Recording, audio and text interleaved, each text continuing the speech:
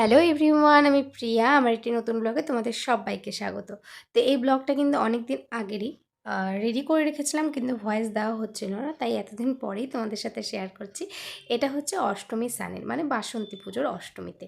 তো এটা হচ্ছে আমরা গিয়েছিলাম বাগানবাড়িতে। বিয়ের যখন আমাদের এটা দ্বিতীয় বছর, প্রথম বছর তো স্নান করতে হয় না, সেই কারণে করিনি।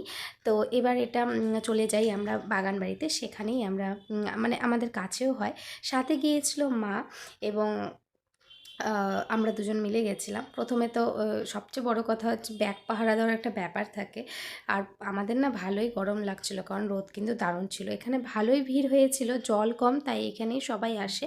আর আমার জলে একটু বেশি ভয় লাগে, তো এখানে স্রোতও কম আর অনেকটাই কম জল। কিন্তু যেখানে আমরা স্নান করেছি সেখানে কিন্তু ভালোই জল ছিল, মানে একদম ভেতর দিকে চলে গেছিলাম। তো যাই হোক, তারপর মা গিয়েছিল, কিন্তু আমাদের যে স্নানের ভিডিও সেগুলো তো মানে অষ্টমী স্নানের নদীতে ভিডিও, সেটা কিন্তু করা হয়নি। তার কারণ হচ্ছে করেছিলাম, কিন্তু মা যেহেতু অনেকটা দূরে ছিল, ভালো করে মানে ফেটে ফেটে যাচ্ছিলো, সেই কারণে আমি সেটা তোমাদের সাথে শেয়ার করলাম না।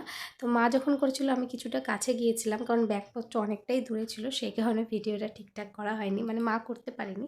তো যাই হোক, তোমাদের সাথে শেয়ার করলাম। আমাদের এইখানে না অষ্টমী স্থানে প্রচুর মানুষ এখানে আসে। এখানে আরও একটা জায়গা আছে আমাদের মহাকাল বাড়ি, সেখানেও হয়।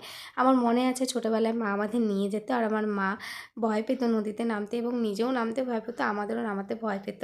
তো মা মগ নিয়ে যেত, আর সেই মগে করে জল নিয়ে আমাদের স্নান করাতো।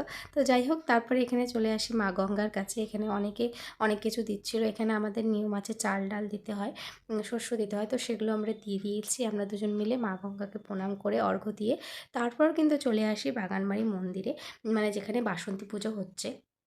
তো ভীষণ সুন্দর আমার সত্যি ফিল হয় এখানে দাঁড়িয়ে, যে সেই ঢাকের আওয়াজ, সেই দুর্গাপুজো তো ঠিকই অবশ্যই, কিন্তু আমাদের এখানে যেরকম দুর্গাপুজো হয় সেভাবে বাসন্তী পুজো হয় না। কয়েকটা জায়গায় হয়, সেটা তোমাদের সাথে অবশ্যই শেয়ার করবো। আমি সেখানে গিয়েও ছিলাম।